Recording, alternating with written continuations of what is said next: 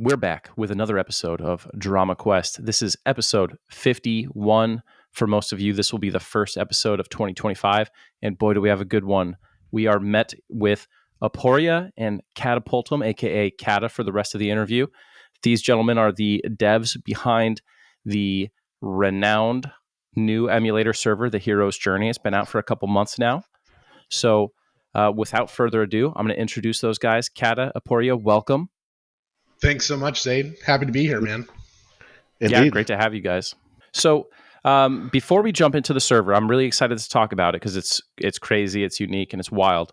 I just want to know a little bit about you two and your background with EverQuest. So Aporia and Cata, when did you guys start playing EQ originally? Cata, you want to kick it off, buddy? You want me to? Yeah, sure. So I started I think my first day was the Shadows of Lucklin launch day as a teenager, and on the Vishan server, played live for close to 15 years, and eventually drifted away, but then started back on the emulators as a player for a while, and then started doing dev stuff because it scratched a certain puzzle itch, and here we are. Okay, I'm surprised. Most of the people who we talk to start a lot earlier than Lucklin. I mean, it's one of my favorite expansions, but you're sort of late in the golden era to be starting. Yeah, to me, golden era was actually like Planes of Power through Omens of War. I actually think Omens is probably my favorite of that original set of expansion packs. Interesting. When was the last time you did Omens?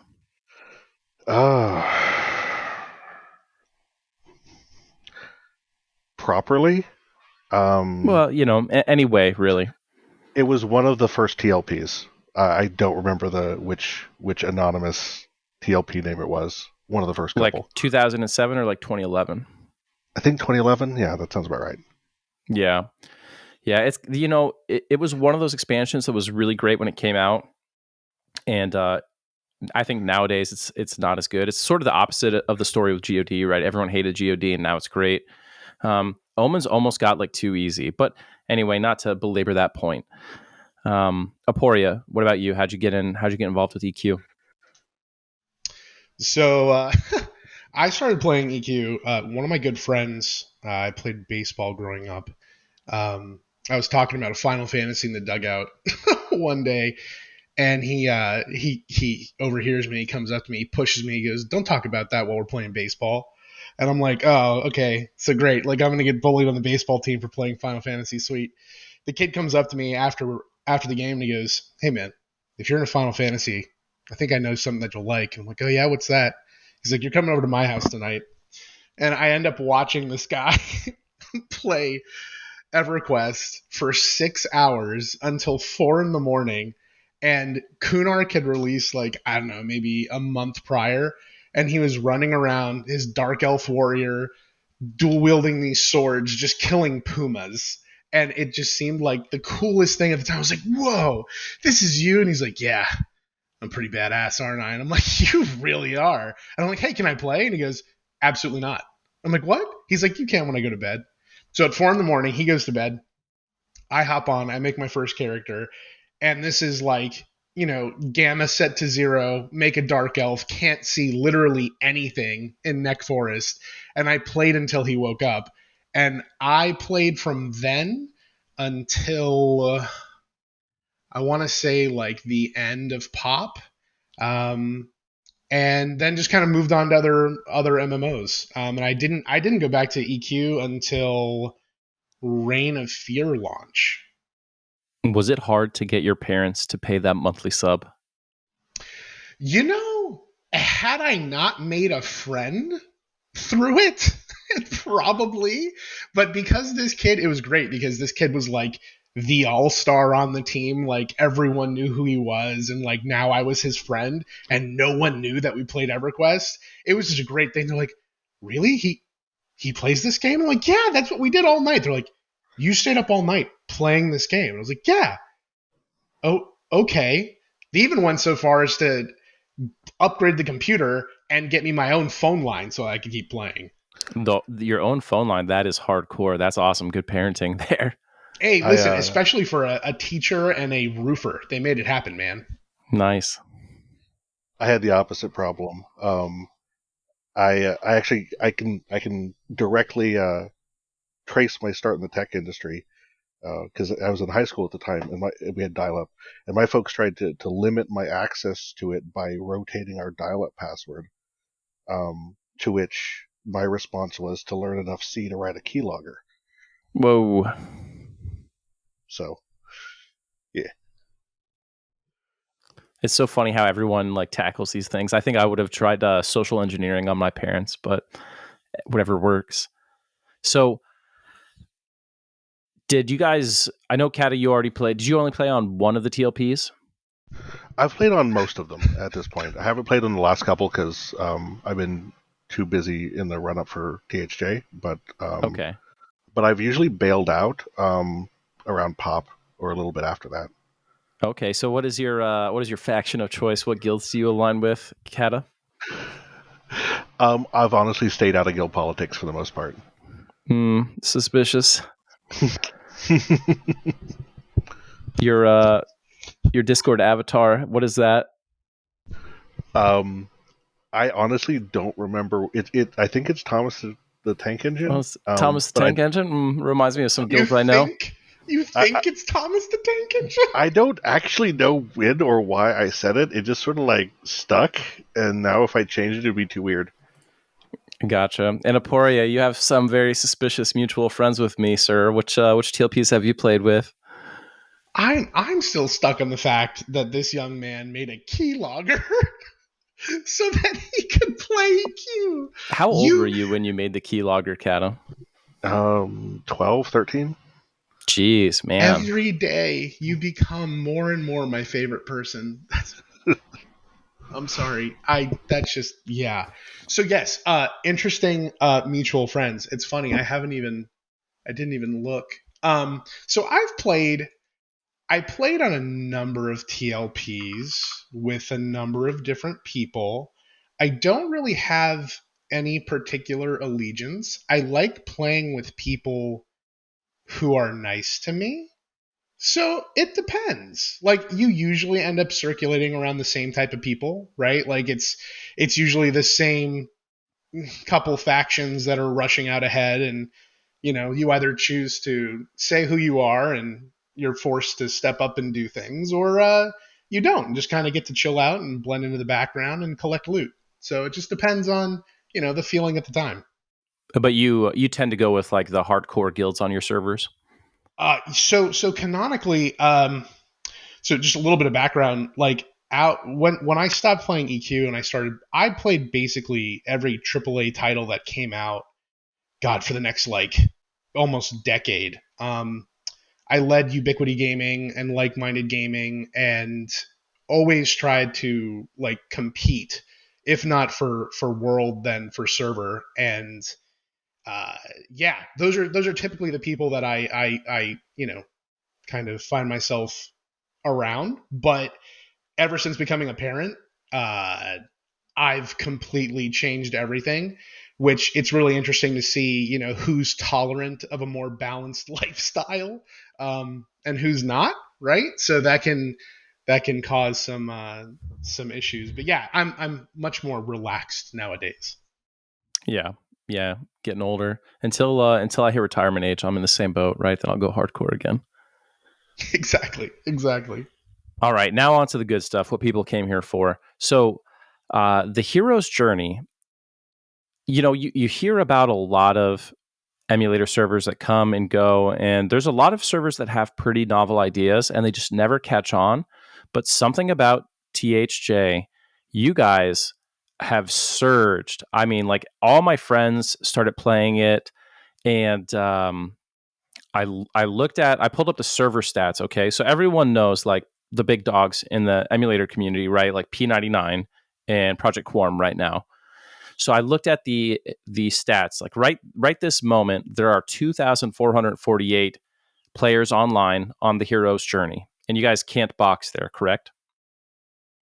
Correct. We allow, so right now you can have a single character and we do allow one bizarre trader if you so choose. Right. So But probably a fair portion, but not all of your players are using a bizarre mule. yeah, unfortunately, There's there's a hard cap of 600 traders that we found. So Right. there's no more than 600 at any given time. Well, I can tell you, even on retail right now, there's a cap of 1,000. So it'll just say, "Hey, I know you guys had issues, right, with like the zone crashing and stuff like that, or something along those lines." But on live, they're just like, "No more traders allowed." So It's wild. yeah, but 2,448, which is humongous. Now your max players ever, the peak the server saw was 2,682. So Project it's Quorum, another huge server, their max players 2,147, and we thought that was crazy at the time.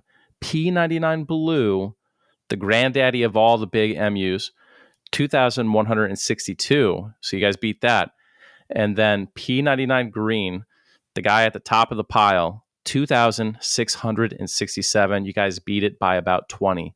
So you are the highest peak in EQ emulator population, as far as I am aware. Someone will correct me about some random day in 2020 during the lockdown or something, I'm sure. But according to the server stats that I've looked up, all the biggest servers, you guys beat them all.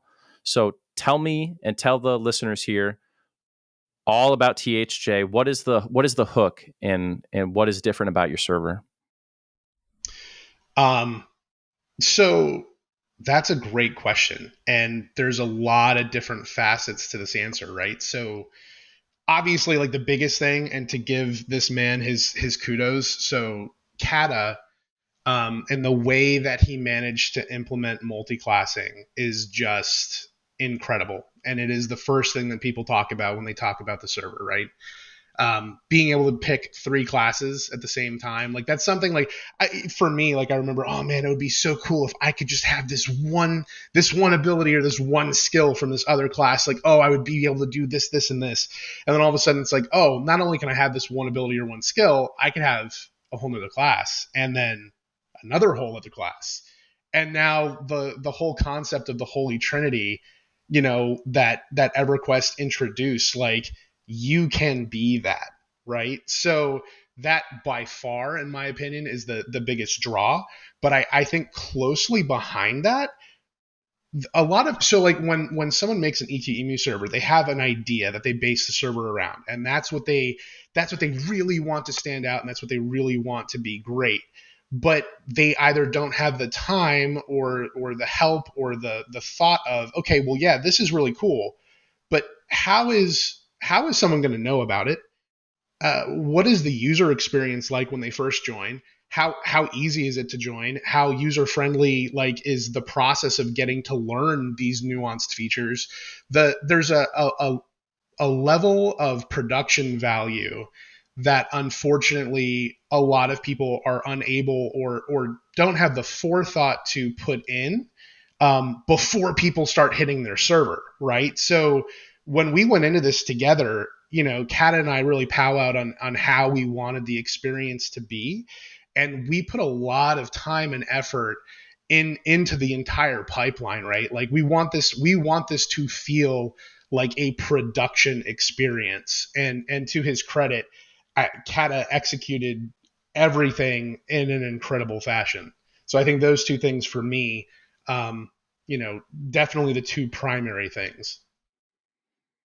So the multi-classing is definitely the thing that I heard the most, right? When people are like, I'm like, hey, what is the server about? People are like, basically, you play three characters in one.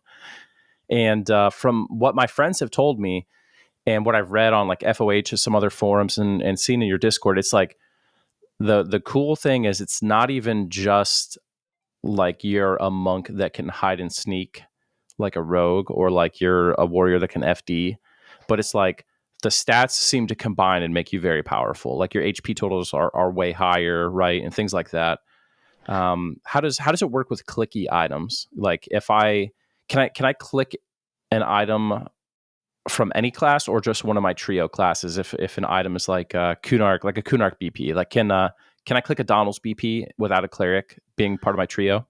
I'll take this one. So we one of the major design pillars that we had on this was that you are all of your classes simultaneously. None of them are privileged above another. Um, That so was going to be my next question. I was going to be like, right, hey, is like one like a more primary nope, focus? You know what I mean? But that is they cool. none of them are privileged above another, and the consequence of this is any gear that's usable by any of your classes is usable by you. And that extends to clickies, that extends to equipped items, that extends to everything.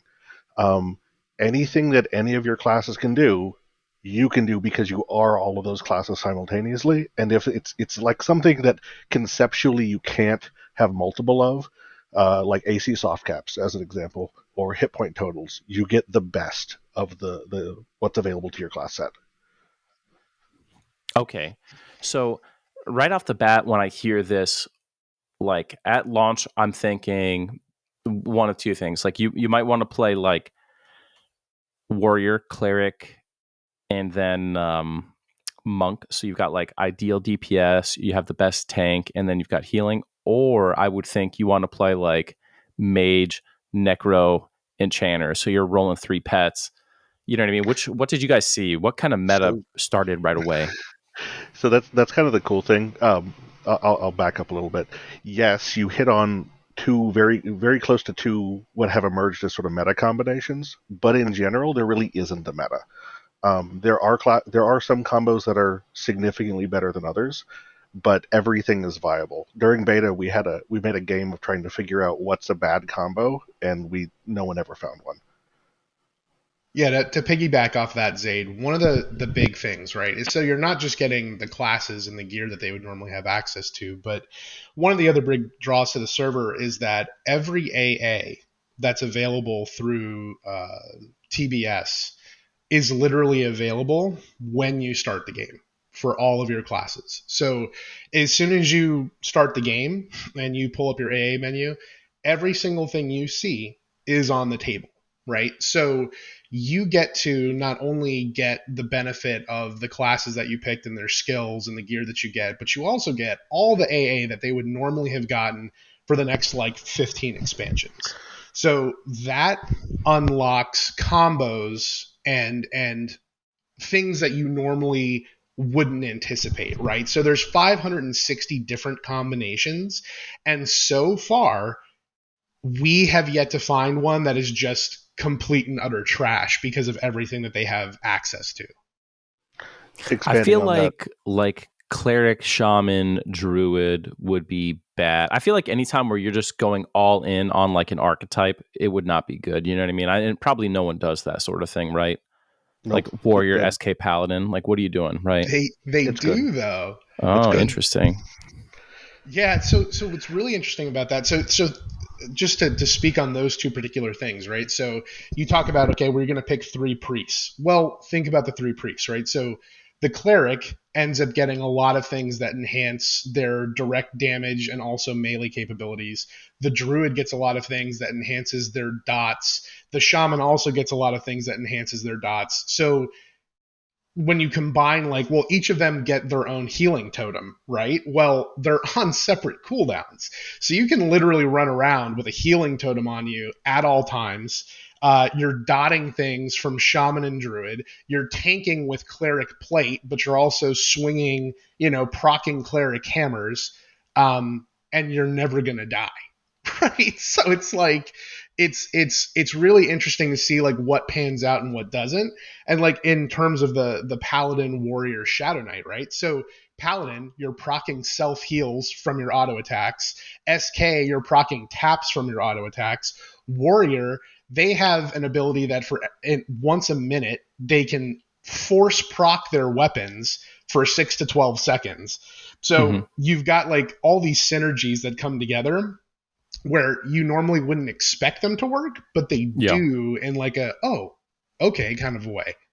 interesting. Yeah, and with AAs up to TBS, a lot of players haven't played up that far. That's level 75 content. Warriors and Shadow Knights pump some DPS in that level range, especially Warriors. Surprisingly, like with their Battle Leap or whatever the line is called, um, they can pump some real numbers. So I guess, yeah, I definitely see it. And plus, if you've got the pally heals, the DPS toolkit like of the Shadow Knight, and then just throw defensive on top of that, it's going to be powerful. It's what the Knights always wanted to be, right? Exactly. We also Exactly. we've also done a lot of work with cooldowns in particular. So AAs that normally would share cooldowns don't. Discs between classes that normally would share cooldowns don't. So stacking multiple melees gets a lot better than you think it does. Okay, so you can flying kick and backstab and all that. Yeah, we also separated the timers for skill attacks like that. But I meant like defensive and I don't know what a Shadow Knight discipline is. Shadow Knights, Oh, they do get a discipline that is defensive like. I forget what range they get it and what it's called, but yeah. Do you guys have Yeah, glyphs in, like dragon scale glyph and all that? we explicitly remove those. Okay, yeah. Could they? I mean, they trivialize everything. they Yeah. really do. What is the EXP rate like on the server? Faster than you're used to if you're used to live. So like, It's what was max level when the server came out? It takes about a player who is not optimizing to level as fast as possible can reach level 50 from a standing start in about 16 hours. Nice. And it was 50 the level cap at launch? Yes.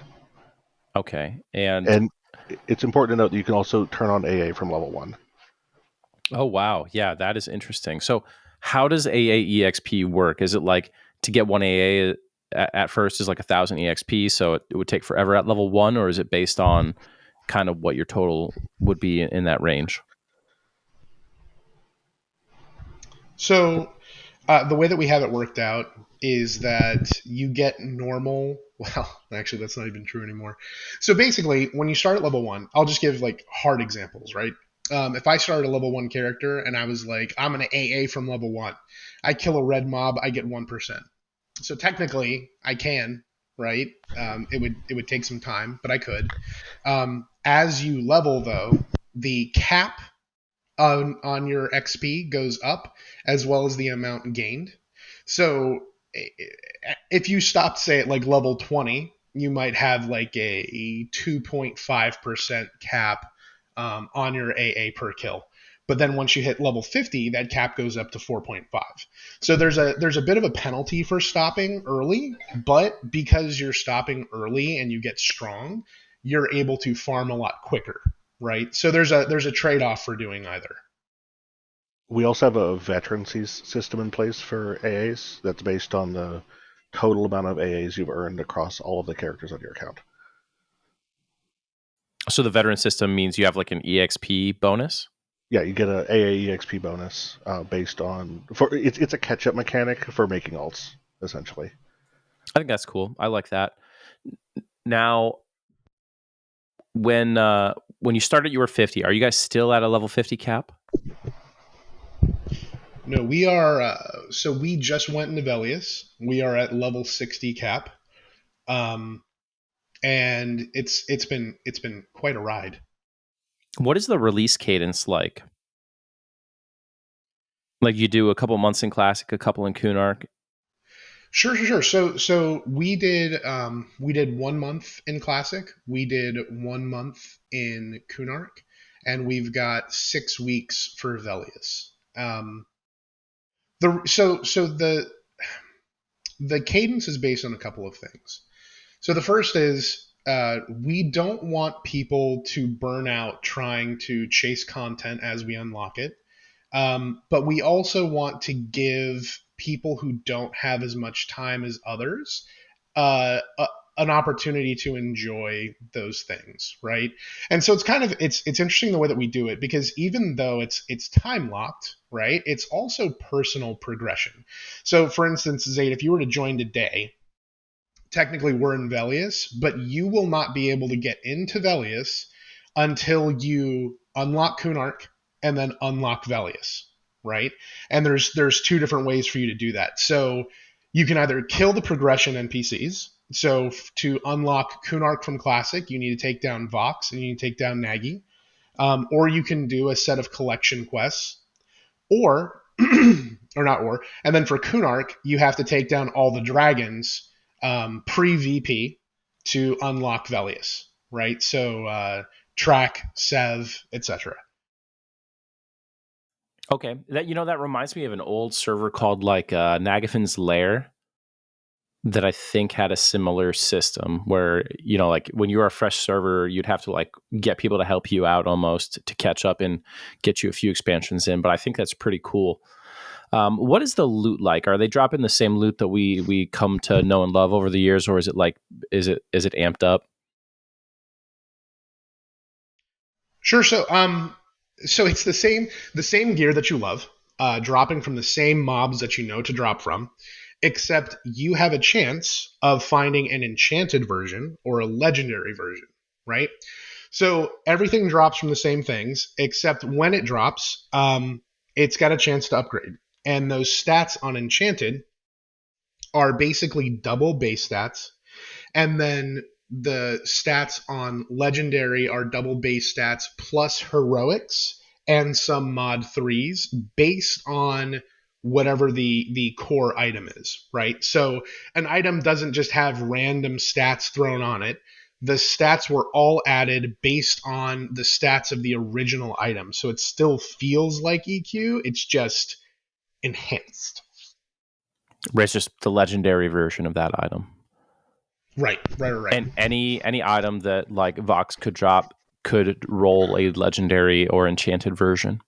Yeah, literally all of it. Yeah, we've also added a system gotta get that like legendary crystallized sulfur off Nagafin.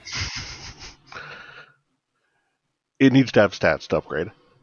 Right, yeah. Yep. How rare are we looking at for those two extra tiers of potential loot? That's a spoiler. Oh, that's fair. It's rare enough to feel excited when you find it, but not so rare that you're upset that you never see it. So like as you go through your progression, well, actually before I have to understand this, how are people killing the mobs? Are they only open world? Is there an instance? How often can you kill, like how often can I kill Nagafin? Sure. So open world exists, but one of the cool things that we've done here is that every single raid zone and every single dungeon has its own DZ, right? So it basically has its own AOR. We call them echoes of memory here. And the only way for someone to actually progress is if they do what we call a non-respawning instance, okay? So you go to the Echo, you hail it, it offers you the option to create your own DZ. And when you choose non-respawning, that means nothing in that area will respawn.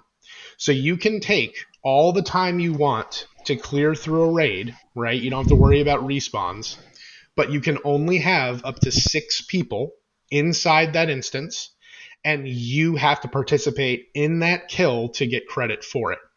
So it is a personal progression, right? So you and up to 5 friends have to have that kill on that mob in order to get credit for it. And the cool thing, right, is that every single class combo that you could throw at me absolutely has the opportunity and the power accessible to solo the progression mobs for both Classic and Kunark. I've read about people soloing, I think, like Carafirm now. Like there's a bunch of builds in meta being discussed on FOH about how to beat Carafirm, like what, dropping dots at this percent or that percent. I don't want to spoil the fight if you guys don't want me to, but... No, 100%. It's true though. So here's the thing, right? And it's really funny, and it speaks to how we've developed the server so far and kind of our vision moving forward. This server, it's really interesting, right? Because you know the EQEmu community, so you've got people who literally are only logging in, for a few hours a week. And then you've got people who have been putting in like 16 hours a day since we started. So it's like, okay, well, how do we create a server that is going to be fun for this person and also fun for this person? So when we decided what targets would be progression targets, so you could look at progression targets as like, okay, we know that if someone puts in a reasonable amount of effort. They know their classes reasonably well. They should be able to progress or unlock the next expansion solo. If they put in a reasonable amount of effort and they have a friend, they should be able to do all content within that area. If they have way overfarmed and they've done everything they're supposed to do, they can probably take out the custom content as well. Now, that is for the majority of players. However, like I said, we literally have people who've been playing 16 hours a day since we launched, and they have come up with builds and itemizations and combos that can do things that the average player cannot yet, at least, right? And like you said, the really interesting thing was seeing what combos have done the hardest content and in what ways, right? It's really interesting to see two people playing the exact same class combo, but playing it completely different ways and having different outcomes. It's very, very interesting to watch, but it's also really cool. I imagine when it comes to like player psychology, even though there isn't a primary character in the trio, everyone, at least at first, approaches it with a primary character in their mind, right? Like they're like, this is my warrior with the healer built in kind of thing. And it probably takes a while to mentally, as a player, break that habit of looking at it that way and just looking at your character holistically as this one thing that has this broad toolkit. And I mean, I can imagine all the differences. I've heard like there's like an AA Mallow and it stacks with regular Mallow, and so you can get resist really low to land some spells on some really resistant mobs and that kind of stuff. And I love hearing about not to call it jank, but I love hearing about like weird little nuances that you could do to have that creative gameplay element. Yeah. Creative gameplay element. Yeah, I like love that wording. That's good, isn't it? You brought up Carafim, and that's one of my favorite things that we've added so far. That was the first actual custom encounter that we did, and we snuck it in without telling anyone. So that's not designed for the average player to be able to clear solo, and the fact that so many people are both trying it and failing and succeeding at it really makes me happy. So with a Care Firm, since it's custom content, did you guys give it custom loot, or did you take loot from elsewhere in the game and add it here as like a bonus bucket?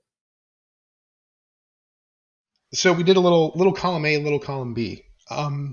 So one of the things that we want to avoid, right, is adding bloat within an expansion. If you allow gear that far outpaces the next expansion, it makes the want for that expansion go down. Right, so, and EQ already sort of has that problem, right? Like NTOV gear, Vulak gear specifically, is better than everything outside of Vexthal, kind of, right? Sure. Yeah, especially, I mean, depending on, class combo and itemization, but for sure, I mean, in general. But for us, right, so we took that already sought after Vulak gear, and we put that on Carafim. But then it was like, okay, that's cool. People are gonna like that, but this is Carafim. This is the sleeper. Like, there's gotta be something cool. So the fun thing, right, is like digging down. Like, okay, well, what's in the lore, right? Like, what is about this? Like, let's try to figure this out and make it cool. So what we decided to do was add Carafim's scales, Carafim's prismatic scales, as droppable augs that, as they level, have special unique focus effects, which is great because as augs, in the way that we redid the aug system, it's usable and sought after by every single class comp, which players are loving right now. Yeah, and it doesn't replace any of the standard EQ items, which is nice. Exactly. Yeah, that's good. I like that.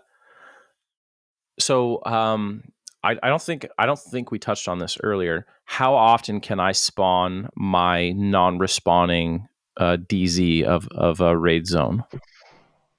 16 hours. So I could clear Cure Firm every day with my friends? Yes. Wow. That'll keep you busy. Well, it's funny you mentioned that, Zaide, because I actually had an interesting heart-to-heart with a player that reached out to me a week after we launched Velius, and I didn't understand what he was getting at first.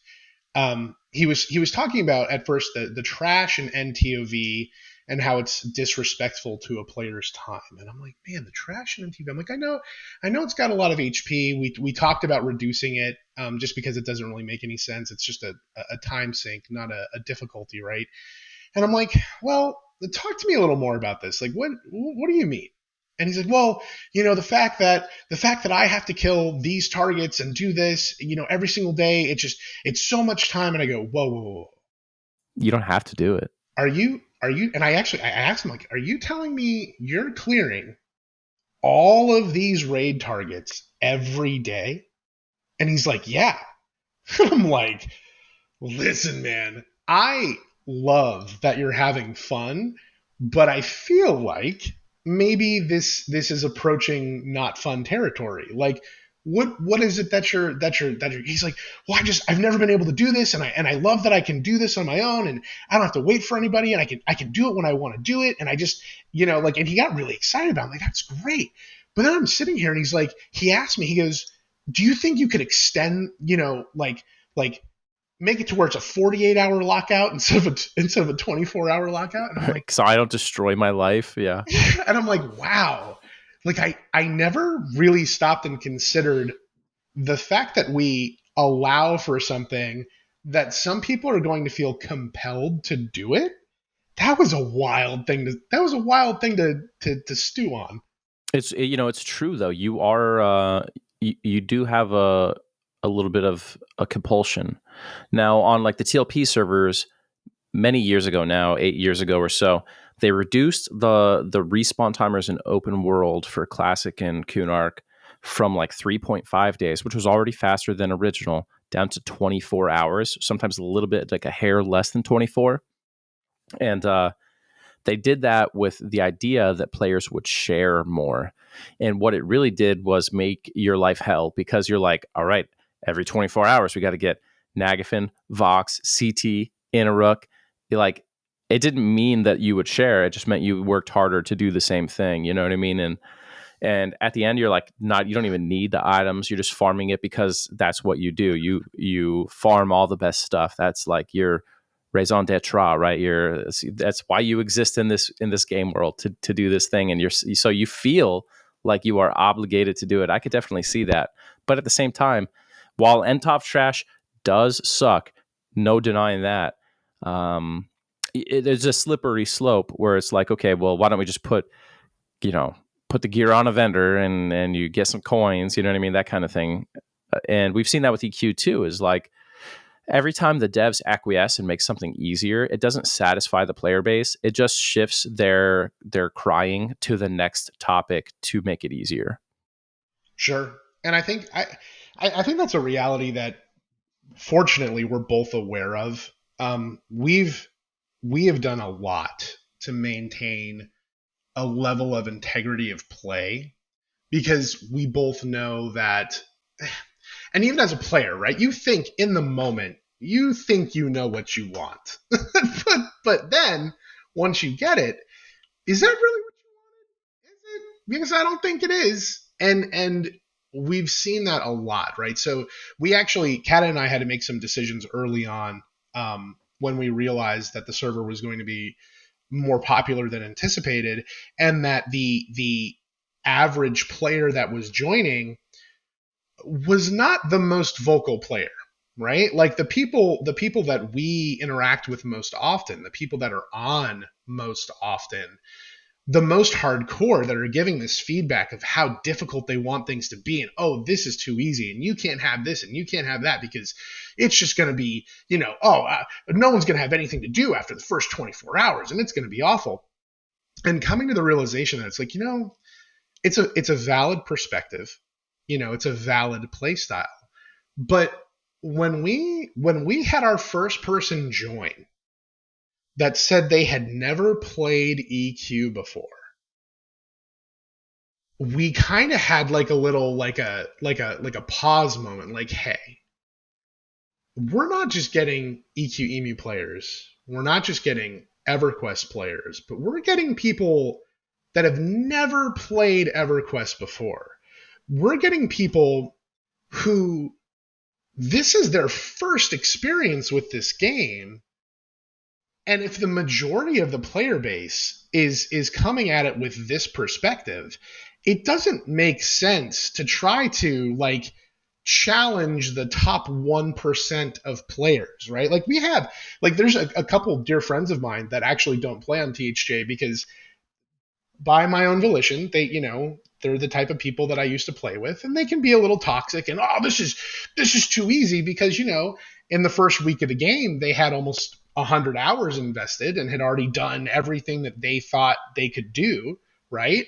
But it's like we want this to be fun for everyone, right? And so trying to maintain that balance, right, of like what do we change, what don't we change, and why, that's definitely been something that we've given a lot of focus and attention to. And I really think that that's a big part of our success is because we're trying to provide something in a way that takes into account the reality of everyone's situation, right? Like we're all adults, we're all grown-ups. Like this is something that we love. We love this game, and we want to be able to play it in a way that doesn't feel like a job, right? And that's one of those things. Like for me, like I will every TLP that launches, I'll be there in some form or another, but it very quickly enters this pattern of it's a job, right? Like I'm Zaide, I never want to answer another bat phone in my life. You know what I'm saying? And so like that's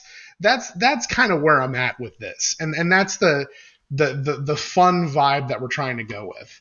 Yeah, it's a dad server, right? And I think that's the future of EQ is what we call dad servers that you can fulfill all your player needs and wants. You can have your fun, and it's still an MMO, but you don't have to like be a college student or a person on like fixed income and no family to be able to enjoy it to the fullest. For sure. Yeah. I think one of the most important things in a dev team is a strong vision for what you want your product to be and a willingness to sort of ignore some feedback. And it sounds like you guys have that. And I know people will ignore feedback the wrong way. It's not that you're ignoring it, you're taking it on board.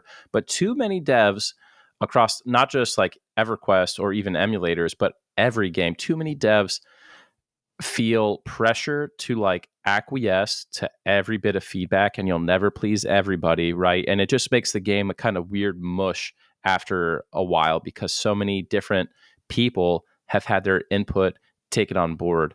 And it sounds like you guys have a really strong vision, and I like it because I know you're not gonna dilute your product with the opinions of 10,000 people who are not here to develop the game. For sure. And it's definitely difficult. Like especially for us, right? So I can speak for both Kat and I on this, but the amount of time that we've invested both pre-launch and since is significant. And during those moments when you're worn down and you get someone that is just in your face nagging about the same thing over and over again, man, it is really tough to not just be like, here, it's going to take me 2 minutes to change here, right? And it's really hard to not slip into that. But I think, Kata and I both hold each other accountable. Like there will be times when Kata will wake up to a message from me like, bro, what were you thinking? And conversely, like, hey, so Aporia, did you even think before you did that? And it's like, yeah. Okay, hang on, let's talk. Right? So it's we've got a pretty good thing, a pretty good back and forth worked out. That's good. It's good that you guys are a good team and you're balancing each other and everything. When it comes to like the player base right now, you've got a huge player base, but your content is designed so that it could be taken like almost bite size, right? Like you don't need a traditional raid, let's say. So have people been forming guilds? Have people been raiding things at all? Or like what is the microcosm environment kind of looking like on the server with the population? A raid is raid scale interactions are more like group scale interactions. People are forming guilds, and some of those guilds have been relatively large, but you'll have 6 people team up and go do more AA grinding really than raid targets. Although we do have a mechanism in place where if you go into a non-respawning instance with a full group, the content is harder and drops more loot. So Interesting. I like that. Yeah, you would think with the solo/duo nature of the server, you would see, less guilds, or maybe it was going to be one or the other, right? Like either a bunch of tiny little guilds, right, or you would have like some massive blobs. And it's really interesting to see that people really kind of stuck with their crews, right? Like people who played together, either in other EverQuest servers or in other games, came here and did their own thing. And what I've seen guilds do that's I think really cool, right? So like you were talking before, like, well, I would think the best thing to do is, well, you're gonna have your tank, you're gonna have your healer, you're gonna have your DPS, right? Well, sure, that makes sense. Anyone who's played EQ, yeah, if I want to solo raid bosses, I have to have X, Y, and Z. But when you start considering the combinations available, when you can rely reasonably on somebody else, like, well, I don't have to have all that. What if I just wanted to do damage, like just damage? Like I want to have the thickest dot caster that I could possibly have. And it's like, oh, well, what kind of interactions could I come up with for that, right? And it's like, well, you know what? If you play this, then I'll play this. Oh, but if we had someone that played this and we popped all of our cooldowns at the same time, we could do this. And so I see guilds being used as a mode to try non-solo builds, which has turned into some really cool things that people do, and I love seeing it. It would be cool to see, like, if you don't have to worry about tanking or healing, what is the maximum amount of DPS that you can squeeze into a character? And what does that look like? What is your burn phase? You know what I mean? When you pop Inner Flame Duelist and like Harm Touch with Soul Leech, or whatever the Shadow Knight disc is, I forget. Unholy Aura. Yeah, Unholy. Yeah, there you go. it's wild, right? So, and the cool thing is, so every class already went through many rounds of balance changes before we multi-class them together. So you can find so many combinations that are comparable to one another, and it's really fun watching it play out. Just do like a Paladin Necro combo, Life Burn into Lay on Hands. Oh man, there's a lot of fun things. How does Bard work? So we introduced a bunch of QOL features, and Bard built on that. The Bard songs don't. So beneficial Bard songs automatically repeat themselves without the need for twisting, so long as you keep the song memorized. So the buff is basically a permanent buff until you unmem. Correct. And now this is in contrast to normal buffs. As long as you or someone in your group cast the buff, it has an indefinite duration.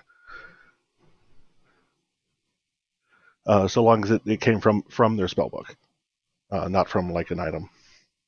Okay. And if I'm grouped with a person who has got a bard, and they cast all their beneficial bard songs, and then I leave the group, do I immediately lose all the bard buffs? So Bard continues to do the Bard song thing. They originate from the Bard. They have a duration. They pulse. It's just that they don't require any more interaction from the Bard to keep doing that. Gotcha. And okay. The reason that makes why sense. Bard songs work that way is because instruments are very heavily buffed. So the Bard songs themselves are much more powerful than other buffs. Okay. And what is Charming like? Has Charming been big with like Enchanter Charm and stuff like that, or because of player power being so high, do people mostly just not charm? Charming is so fun. Charming is so fun. So one of the reworks that we did um, on enchanters, number one was the level that you get charm at. So you start with charm at level 1, and you get an upgrade for charm at regular intervals. It's one of the only spells that we actually changed how it worked because we just didn't like how it behaved at all. So Kata came up with some really cool things. Like the first big QOL is that when you have something charmed, you don't have to wait for it to break to recharm it. You can recharm an already charmed pet to extend its duration. Yeah, I didn't know that wasn't something you could do. Someone just asked for it, and I did it. And then I got told that wasn't live-like behavior, and I'm like, oh, okay, cool, I guess. Yeah, and that's what I was like, well, I mean, honestly, it's really cool. I think we should run with it. So there's that. But so Charm, to answer your question, is a huge part of the Enchanter kit. And not only Charm, but changes that we made to Dire Charm, right? So Dire Charm, when you first get it, affects mobs up to level 46, right? And normally it kind of tapers off because level 46 mobs only so good for so long. It's level 46 or any light blue mob on this server. So Dire Charm remains viable basically for the longevity of the server. Nice. And speaking of that, you're on Valius now. How far do you plan to go? Dragons of Norath. And why stop at DON specifically? Because that's where the emulator community at large has completed content up until. Okay, so it just becomes a tremendous amount of work to go anywhere beyond that. Yeah, after that we may start looking at custom content, but that's so far in over the horizon that we're not even really making plans that far. What are you guys looking at in terms of time for like Luckland Pop, in terms of time that you'll spend in those expansions? So right now, Velius is running for 6 weeks, right? Luckland is probably only going to be 4 weeks because two main reasons, but you already touched on one.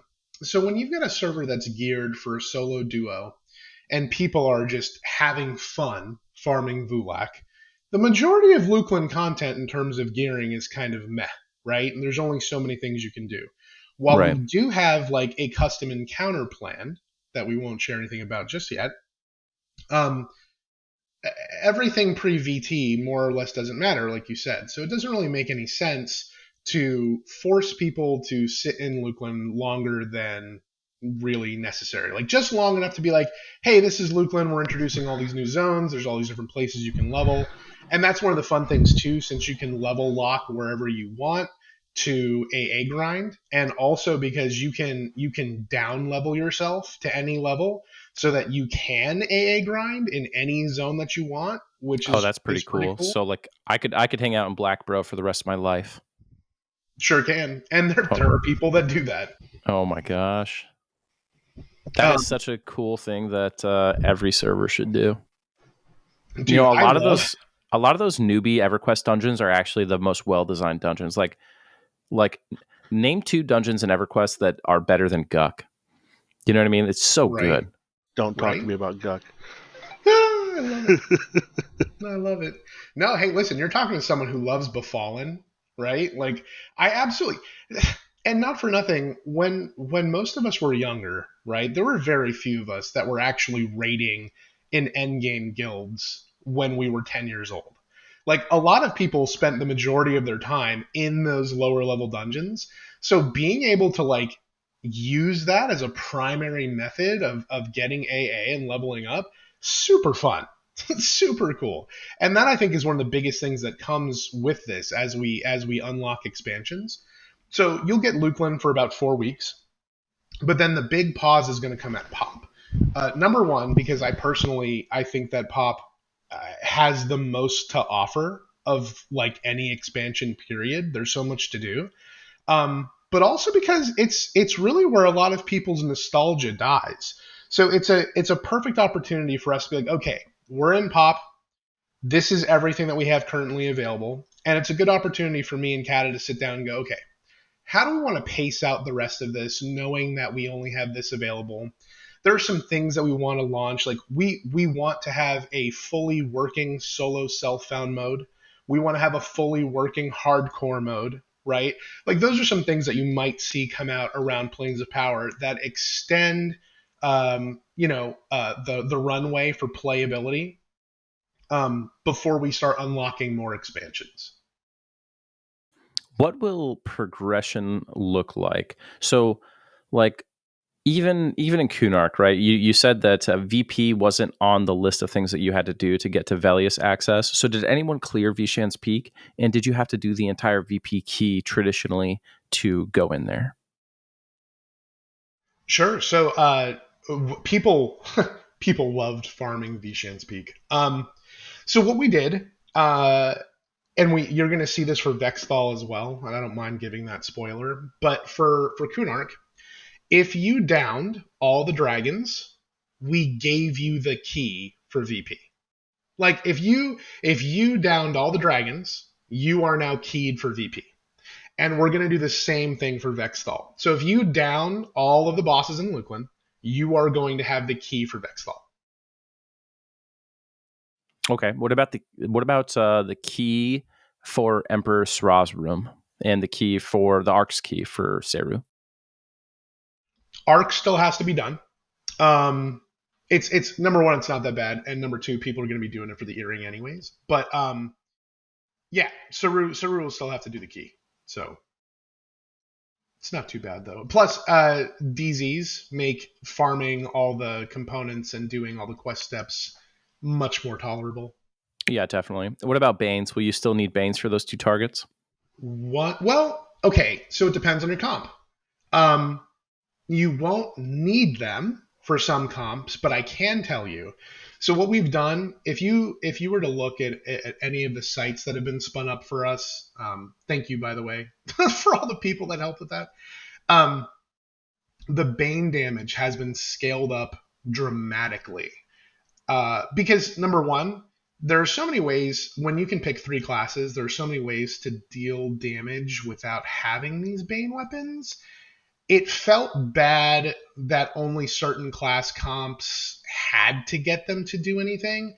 So now, if you take the time to actually do them and get them, there's a big benefit for doing that, right?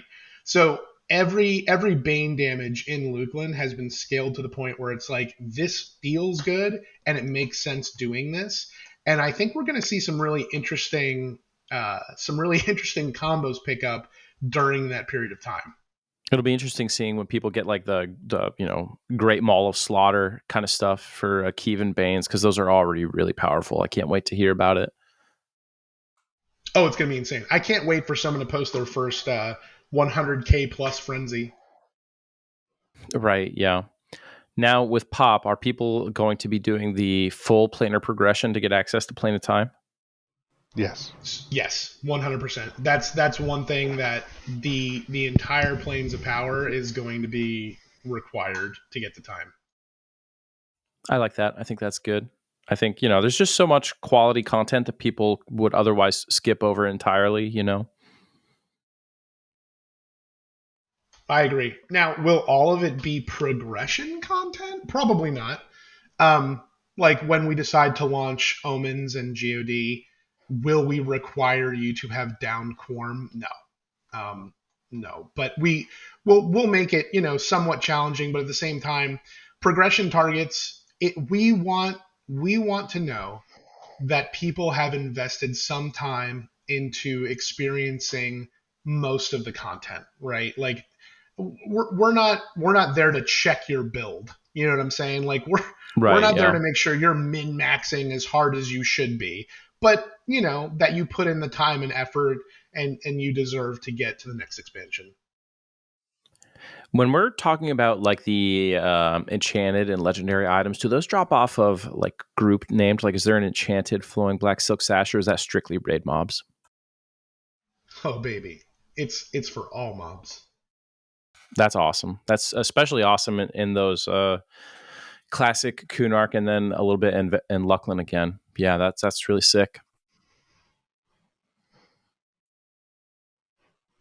So the final boss of the hero's journey, well, barring custom content, is going to be Vishimtar, huh? That's a brutal raid fight. I can't wait to hear about people trying to solo Vishimtar. I guess you won't run out of ghosts to cure you with only one person in there. Yeah, I'm looking forward to that myself. I think that there's only a couple of servers that have gone that far into progression and had any real population behind them.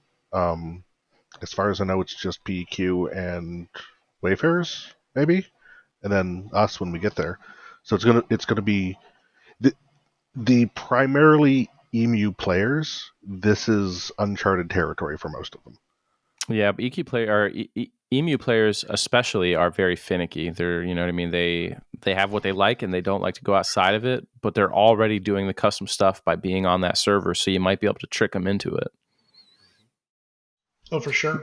And one of the Are you really guys willing to talk about any of the other custom content you might like to add later down the line? oh, that's a slippery slope. So I'll talk about what I'm interested in. Aporia mentioned like the solo self-founded hardcore.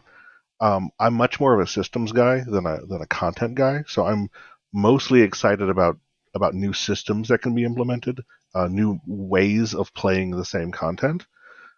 Just like the whole server conceit itself is a new way of playing through familiar content. Um, I'd like to be able to offer people additional remixes on that.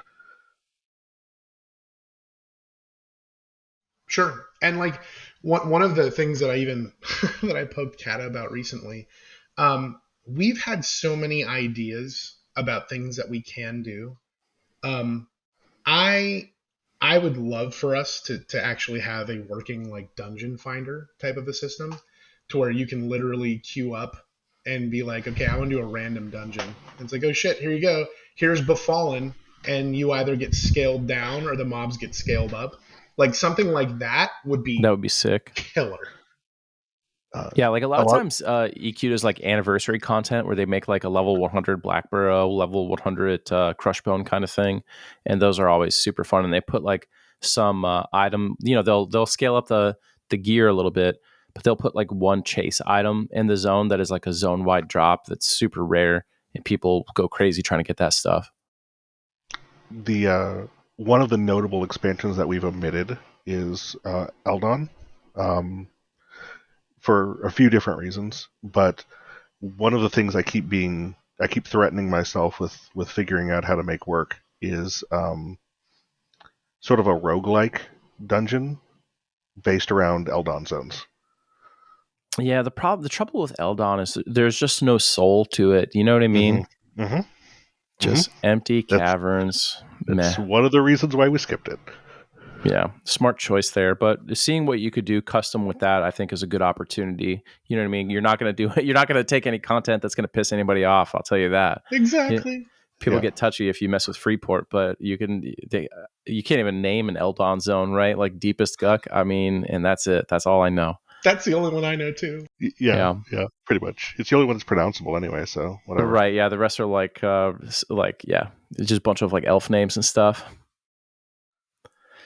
Well, this all sounds super fun. I'm really excited to see what you guys do. So, what do you think? Like a year from now, will you guys have completed your progression? Yes. And Whether what's coming then? You know what I mean? Is there going to be a Hero's Journey Fresh Launch 2.0, or what's next? Because I see there, you've done some other emulator servers before, right? yeah. So THJ is here to stay. We're not planning on taking it down. We're not. We've talked about we have a system in place where we can do seasonal type things where the seasonal characters are segregated um, from being able to interact with non-seasonal characters as sort of a soft fresh launch. And we may or may not do that. We may, if we decide to do something like that, we may put it up on a separate like event server. We might do an alternate rule set server. But a year from now is bluntly, man, we expected 300 players and we got 3,000. So we're a year from now is a long way. Yeah, with over 10,000 accounts, having touched the server, over 50,000 characters, I think we just broke 8K on Discord, and the average growth, and this is the thing that gets us and honestly keeps us motivated. We're gaining 50 to 100 new players a day, and we have kept that up since launch. What do you think it is that has made the server such a magnet for players? So many servers try to do creative, cool things, but you guys have obviously done something different. What is the secret recipe here? We had two major like guiding principles when we went into this. The first one was that before I talked about production quality, nothing could feel like a hack. Everything had to feel like it was meant to be that way. It was part of the game. If we had to do something in a way that felt like a hack, don't do it. The second one was that we were really trying to make something that felt like EQ felt when you first played it, rather than what it actually was or what it actually is now. And I really think that's the feedback that we keep getting, is that people who haven't played in forever, they've started up on THJ and they're like, this feels like I'm playing EQ for the first time again, and that's just such a validation. For sure. That was really well put. I'd add on to that, having played and jumped around so many EMU servers. So I have to like literally just take a second. The community that we have fostered, that we have curated, um, is key to this success. Like I can speak for myself. Like as I've said, I consider myself a pretty hardcore gamer. And I have tried some EMU servers that I have gotten turned off by because there's like, 5 or 6 elitist people that just make you feel like shit because you just started. No one wants that. No one needs that. And taking time to interact with people, like, I don't know if you've seen it or not, but like every time I sit down on Discord, I literally go through and wave to every single person that joined Discord. We have like 20 people that when people join, they're like, "Hey, if you need any help with anything, let us know." Like our entire flow, like here's the welcome channel, here's the getting started channel. Like if you need anything, just ask here. And if someone is treating someone else like trash, they are going to get treated like trash so quick. Like we have no tolerance for that type of stuff, but we still let people be people, right? Like we don't have, like, if you look at like our actual rules in Discord, the biggest thing is just don't be a tool.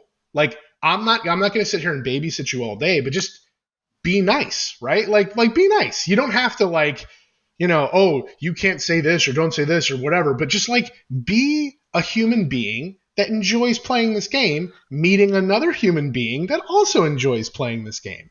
Like the community that we have is just stellar. We almost haven't had to ban anyone. The closest that happens is we let them humiliate themselves and leave. This is true. So you guys haven't had much issue with like player drama or anything like that? I think the most so there are people who would say yes, but those are people who are also not here.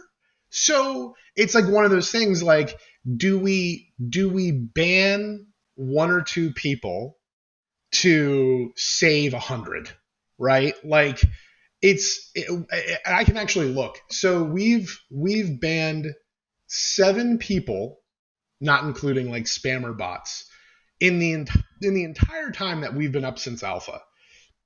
And we have gone through some really, like, people that are normally known to be toxic.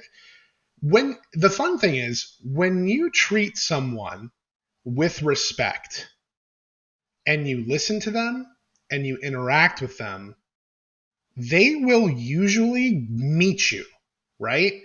There are some people that won't, but they'll usually meet you.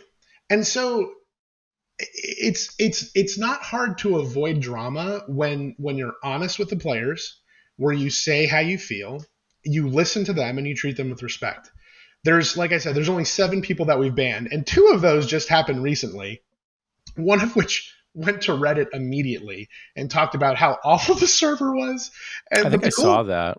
The cool thing was, though, like the next day, that comment was just gone.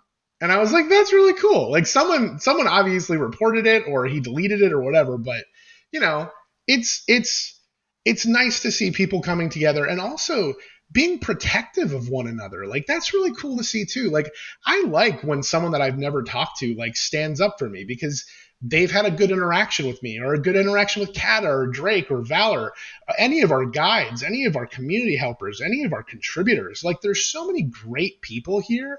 Like, it's really tough for anyone to be like, oh, well, these guys, blah, blah, blah, blah. Because for every person who's like that, there's 100 people who have had a positive experience. That's good. And it sounds like, I think removing a lot of the bottlenecks and a lot of the things that people fight or compete over eliminates a lot of that too. And it also encourages a lot of the most toxic players to not even come. A lot of those guys who would be problems, when they hear that there's instance raid content, and especially that you have like instanced versions of group zones, well, there are people who like being toxic to other players, and they can see right off the bat that they're not going to have an opportunity to do that, and so they just won't even bother. And it is probably for the best. I mean, obviously it's for the best, I guess, right? So it sounds like you guys have just a really good setup to foster cooperative rather than competitive community. When you added like Kunark and you added Velius, were there people who raced to be like the first person to clear everything, or was it just a pretty take it at your own pace kind of thing? There were definitely people racing. But the cool thing was the majority of people were not. And I actually like that. Like, it's cool. Don't get me wrong. I love that people want to be competitive with it, but we don't, like, we had a very serious conversation about like, oh, we should have a title for the first kill of this or the first this or the first that. And it's like, you know what? No, we're not going to do that, because that's not what this is about, right? Like, we have the capability of doing a leaderboard for basically everything. We have the ability to put in a leaderboard for every event that we do. Like, we just did a really cool Christmas event, and we purposely did no leaderboards and shared none of that information. And I feel like we got an even bigger participation because of that than had we not. Because then people aren't like, oh my God, this guy has 100,000 whatever already. Like, I don't even want to play, right? And it's cool seeing people interact and feel like they can be a part without having to, oh my God, I don't know how that guy did it in 5 hours, and it's going to take me 2 weeks. Like, it eliminates a piece of the competition by not even putting it on the table. You know what I mean? Like, no announcements, no this, no that. Just like, have fun. Like, go play in the snow. Velius is here. Well, I think that's a good way to preserve your sanity. The closest thing that we have is we do have tags on legendary items for who's the first person to get this item. That's cool, but just total RNG on whether it drops, right? So yep, exactly. Yeah, that's cool. That's just like a little thing in the memory banks. That's awesome. I think I wish Really Q still tracked it. They used to track the first to loot every item on a server and the first to get a kill, and all that stuff was all something you could look up. Back when they had what was it, EQ players, and then after the great Sony hack, it went away and they never brought it back because they fired the guy who programmed it or whatever. That makes sense. Yeah. Well, this all sounds super cool, and I'm really happy that you guys were able to get on here and chat with me. I hope that anyone who hasn't already tried it, I feel like I'm like one of the last people on earth who hasn't played on this server, but anyone who hasn't tried it, I hope you guys give it a shot. It sounds like it's a great place to play, and it's at a great point in the server too. So do you guys have anything else that you guys want to chat about? Honestly, man, I appreciate you taking the time to do this with us, and to everyone that listens to this, like, just thank you for being a part of the EQ community. It's meant a lot to both of us, since we were kids. So it's awesome to be able to be a part in this way. Yeah. All I can really say is jump on in. The water's great. Yeah. Side note, Zaide, if you ever play, I'm itching to make an alt, and I haven't made one in a minute. I will absolutely do a solo self-found run with you, man. Just let me know. Would you give me a funky tunic? I'll tell you this. If all it takes is a funky tunic to get you to play, I will go farm you one tonight. Secrets gave me a funky tunic on Project Quorum and got people pretty upset. I don't know if you heard about it. No, I don't know about that, but I would farm you one tonight. I don't know. I got a lot. I want to listen, man. I really do. I want to play it, but I've got a lot. I don't know. People come yell at me because I'm playing on a server and I'm not playing on Teak. Here's a fun thing. Here's a really fun thing that I found out. You Yeah. don't have to tell anyone. Yeah. I'm like it's the ADHD hyper focus. As soon as I get into something else and it gives me that little spike of dopamine, I'm like hooked on it, and everything else falls to the wayside. You absolutely should not play on THJ then. It's a personal failing. Don't come. But thank you Plus, for considering it. I mean, trust me that a lot of those guys, I'm sure on the server, don't want like a faceless presence there. I'm confident. There already is a faceless presence there. There's already a faceless presence. Is there? Well, are they a faceless guild, or are they just? I know a lot of my friends are playing there, but there's only one way to find out, Zaide. Oh, gosh. These guys. Hey, seriously though, thank you so much, man. We appreciate it. Yeah, this is awesome. I owe you guys an apology too, because you hit me up about the server a long time ago, before the server came out. And I just totally missed the DM. I think it was right after I did the Dahlia, or right before I did the Shards of Dahlia episode. And then someone was talking to me, and they were like, "Hey Zaide, when are you gonna talk to the guys from the Hero's Journey? Have they hit you up?" And I was like, "No, they never reached out to me." And I mean, you know what I mean? This seems like they're doing well enough already. And then I literally think I typed Hero's Journey in my Discord find a conversation, and it pulled up Kata's message to me, and I was like, oh no. So big apologies on that. Oh, it's all good, man. Obviously, you guys didn't need the little bit of exposure you get from this, but what I like to do, the reason I like to do these episodes isn't even about exposure, right? It's about putting it down in history, because like so much of the EQ history over the years has been like lost. All those old websites we used have faded away. But I think these sort of things are something that in 10 years we'll still be able to go back and listen to. And I used to always tell people stories, and they'd be like, "Can you stop talking about EverQuest?" But I would always tell them stories about like my times on the Nameless, or even all through the TLPs. And I had all these memories about EverQuest and the interactions between players and all this stuff. And I noticed over time, I was starting to forget the finer details. And that's why I even made this podcast in the first place. So I could put it down somewhere where, even as I slowly, get dementia from staying up too late, grinding in Guck over and over again, it'll still be somewhere, because it's important to me that we chronicle these parts of the history of EverQuest and its players. And the Hero's Journey has become a big part of that. And I hope it's a long lasting part of that. Thank you so much, brother. I genuinely appreciate that, man. Yeah. All right, folks. This is Zaide, Kata, and Aporia out.